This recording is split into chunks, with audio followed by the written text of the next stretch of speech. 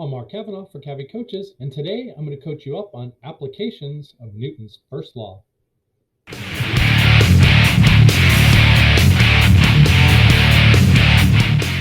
Today, we're going to talk about applications of Newton's first law. We're going to apply what we learned in the previous video by first drawing a system schema, and then after our system schema, drawing our free body diagram to assist us with helping our Newton's first law equation. So you're going to write an equation for the first law in both the x direction and y direction. Then your step is going to be solving for any unknown variables that you have in whatever it's asking for, the normal force, the frictional force.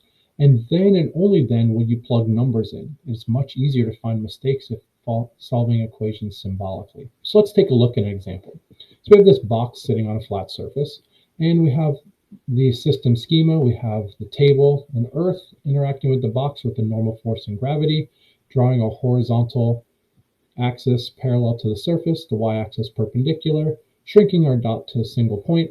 We know that the table supplies the normal force and that the Earth supplies a gravitational force.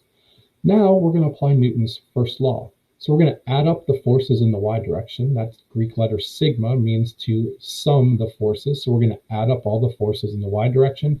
And the first law tells us that the forces are going to add up to 0.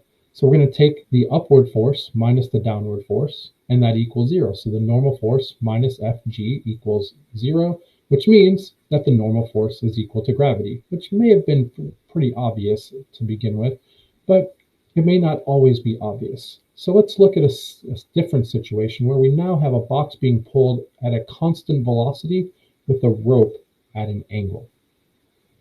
So here's our force being applied up and to the right.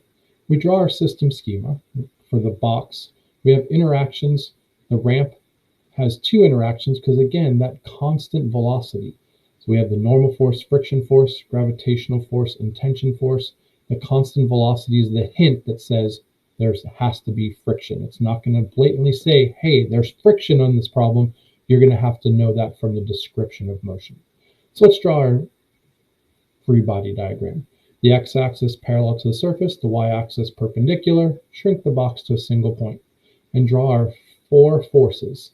We have the gravitational force, tension force up and to the right, the normal force pointing up, and the frictional force opposing the motion of the tension force.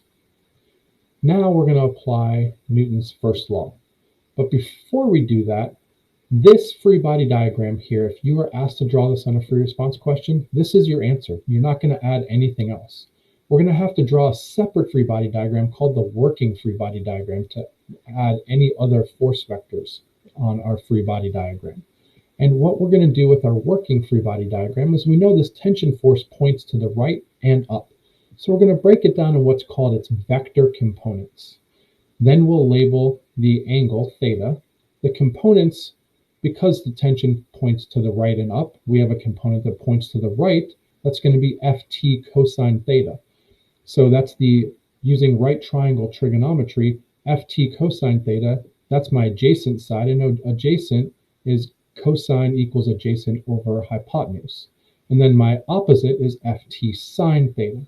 Now my working free body diagram, I'm going to use Newton's first law to solve for any symbol question that is being asked. In this case, the normal force in terms of Ft, m, and theta, and any physical constants, which at this point we've only learned the acceleration due to gravity, which is lowercase g. So the normal force we can see from our free body diagram acts in the y direction.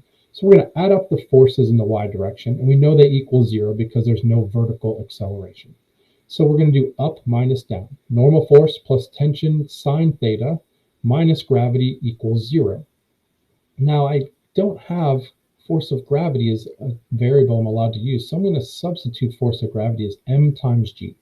So Fn plus Ft sine theta minus mg equals 0.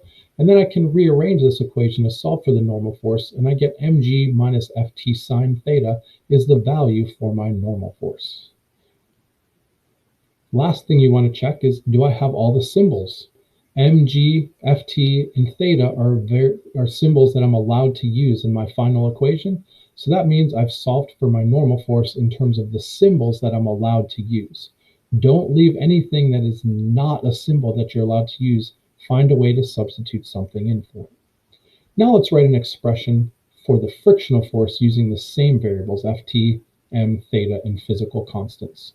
So the friction force acts in the x direction. So we'll do right minus left, Ft cosine theta minus friction force equals 0, and the friction force equals Ft cosine theta. So there's only two forces, one to the right and one to the left, so that means they have to be equal. Now notice we didn't use m or g, and that's okay. We don't have to use all the symbols that we're allowed to use. It just has to be in my final answer only symbols that are allowed to be used, in this case Ft and theta. So let's look at the situation where we have a box sitting on an inclined ramp. We draw our system schema. We know that it's stationary, so that means there has to be friction, normal force, and gravity. And we're going to, from our system schema, there's three interactions. So we're going to draw the x-axis parallel to the surface, which is on a slant, the y-axis perpendicular to that, shrink the box to a single point, draw the normal force on the y-axis. We know that gravity is going to point to the center of the earth, which is in this case straight down, and then friction opposes the motion of the box where it would slide down the ramp, so the friction opposes by pointing back up the ramp. Now we talked in the earlier video about this angle theta, how it is always between the y-axis and the force of gravity. So let's go ahead and show a geometric proof as to why that angle has to be between the y-axis and the force of gravity. So if we draw this line here that represents the table of our inclined ramp, and then we have this line that is parallel to that.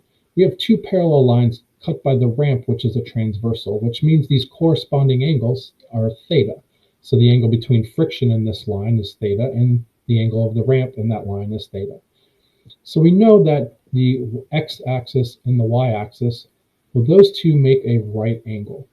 So the right angle being here, that means that the angle that is labeled between the parallel lines and the y-axis is 90 degrees minus theta, because those are complementary angles. Now we know that gravity and this line are a right angle, which means that this angle here has to be theta because they're complementary again. So this angle being theta is the proof of how the angle is always between the y-axis and the force of gravity. You do not have to prove that every time. You just need to make sure that you know that the angle is between the y-axis and the force of gravity. So let's look at our working free body diagram. So if we look at our working free body diagram, it's always my suggestion to rotate your paper when you have a force acting at an angle and we have a slanted surface, so that you can see the x-axis and the y-axis as you would normally look at them. So we can see that gravity points down and to the right. So we can draw our right triangle down and to the right, and then we can label those using our trigonometric functions. So the downward component is the adjacent side, which means that's going to be cosine. So I'll label that Fg cosine theta. And the rightward component is opposite, so that's Fg sine theta. Once you've labeled it, then we can rotate it back and we can apply Newton's first law. So we're going to write an expression for the value of the normal force using mg and theta. Well, the normal force, again, acts in the y direction. So we're going to write our first law equation, adding up the forces in the y direction equals 0. And we're going to do up minus down equals 0. So the normal force minus the force of gravity cosine theta equals 0, which is Fn equals Fg cosine theta. But again, I can't use Fg in my equation, so I'm going to have to substitute mg for Fg. So the normal force is going to equal mg cosine of theta. And we've solved for our normal force in terms of the given symbols that we're allowed to solve for the normal force. Now we're going to do the same for the frictional force.